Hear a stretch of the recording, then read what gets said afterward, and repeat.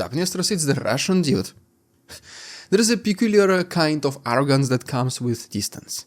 You can sit in a studio, clench your jaw and pronounce the fate of hundreds of thousands with the same casual cruelty you just used to order French fries in McDonald's. You can mock a grief you never touched. You can lecture people about sacrifice when the draft paper has never once arrived in your mailbox. That is the whole point of the official story that dozens of influencers and propagandists keep feeding us. The state and its interests are absolutely detached from the lives you choose up. It's a doctrine disguised as patriotism, convenient, tidy, and morally bankrupt. And recently it became even worse. The main narrative of the Z propaganda is that the people of Russia should just get used to deaths in Ukraine. It's just a normal circle of life, new normal. At some point everyone will get the bullet, almost a direct quote, sooner or later. And the most chilling part, none of it even shocks people anymore. They've been desensitized to it, trained, conditioned, programmed to look away. When you hear someone justify hundreds of thousands of deaths as just a mere quote-unquote government interest, that is no way patriotism. That is indoctrination on autopilot. So today, let's break down this nonsense. We will talk about how generation raised under Putin learned to equate their comfort with moral clarity, how bureaucratic routine checkups became a delivery system for deaths, how numbers that should be unbearable turned into talking points, and how the propaganda machine turned human loss into a payroll problem. Because this is not theory, it is what is happening in every Russian region, in the playgrounds where kids play with only their widowed moms, in the photos taped to the refrigerators across Russia.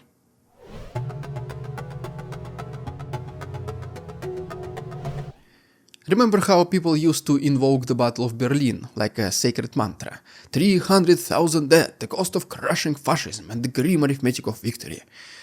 No, in some way, fair enough, I guess. History remembers horror and necessity in the same breath.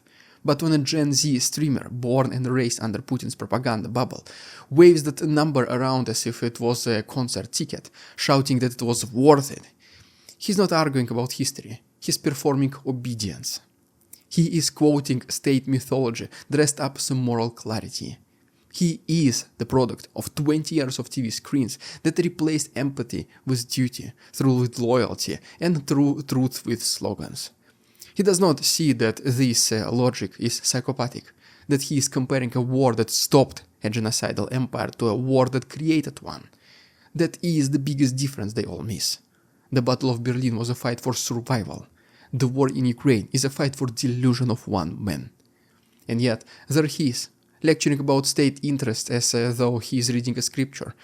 The interests of the state are above individual interests, he says proudly, as if that line were noble. Yet he is also the very first one who will be in hiding if he ever receives military summons. That is the mindset that Kremlin adores, a citizen who does not see himself as a person anymore. And this detachment did not come from nowhere. It is the direct result of a generation raised to see the state as divine and the citizens as disposable. This young man on camera is not even evil. He is the end product of a moral experiment. He was taught from his childhood that patriotism means silence, that empathy is weakness, and that the state's survival always trumps human life. He is the first fully grown under Putin generation, a person who has never seen any other ruler of Russia except Vladimir Vladimirovich. And you can see it even in his tone, mocking, confident, proud. The same tone used by a million others who think war is just another episode of a never-ending TV show on Russian Netflix, if one existed. Because when war becomes entertainment, monsters do not need to hide anymore. They stream, they broadcast, they go viral, and they are applauded for it. Keep spreading false narratives of violence and disrupted history until there is no one left to remember what was actually true. But how exactly is Russian propaganda and mobilization at these points still able to convince regular people to die for Putin's delusions? Let's talk about it in our next chapter.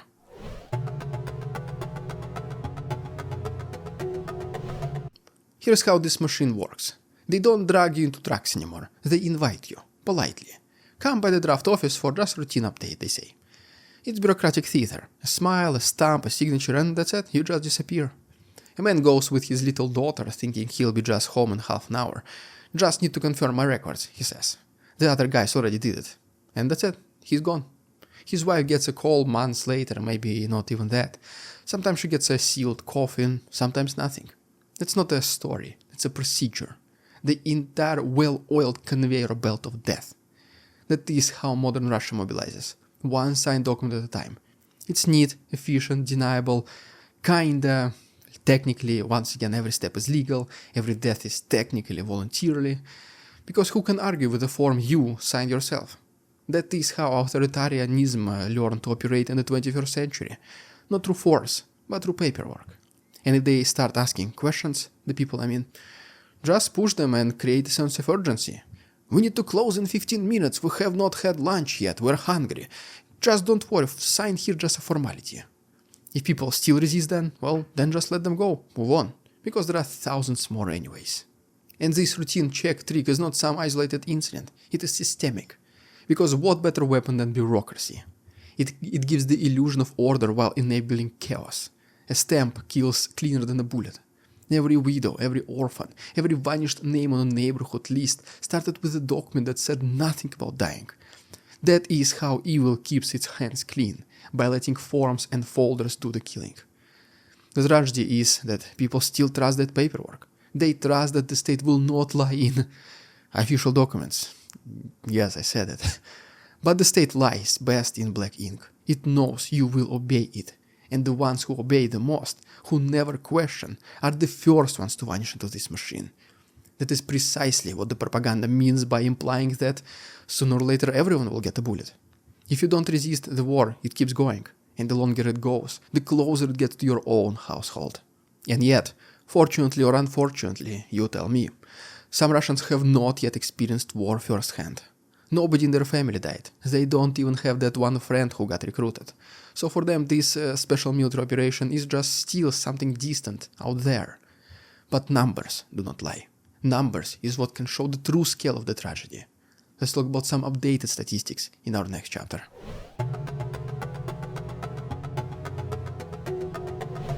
Putin says 318,000 mobilized and just a small portion of them either dead or injured.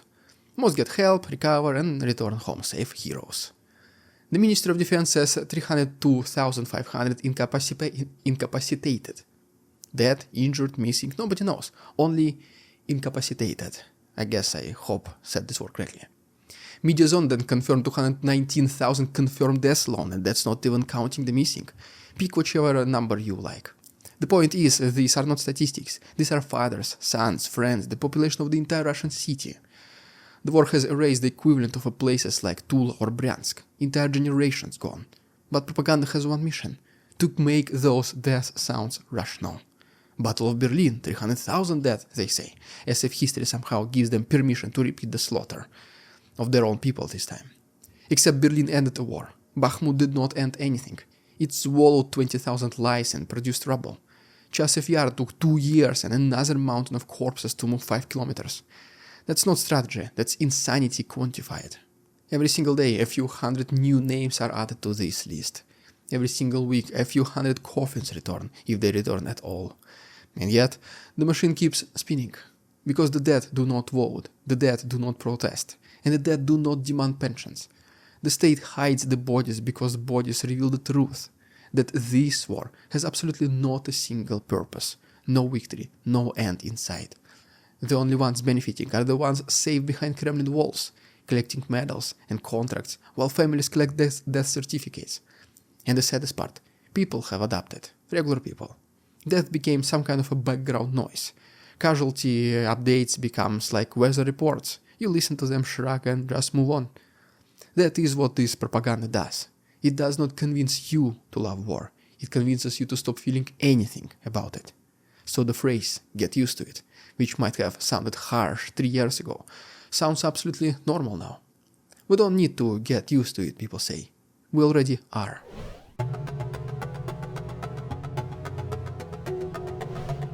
You know what's worse than propaganda? Propaganda sounds like advertising.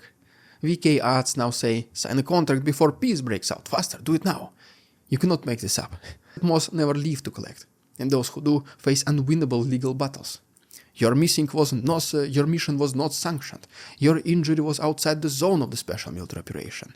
You misspelled Dnipropetrovsky region, and so on. The promise of money is the last illusion left, and it's weaponized already. They have drained the poor regions, the prisons, the homeless shelters. Now they're coming for the indebted, the unemployed, the desperate. Become a drone operator, they say. It's very simple, easy. Never gonna fight, never even gonna hold a gun. And then the difference between pushing a button and dying in a trench matters when the same drone can vaporize you seconds later. Keeps their empire of ash burning. You're the man-flesh of, as orcs of Isengard would say. So now let's redefine patriotism once and for all. Patriotism is not obedience.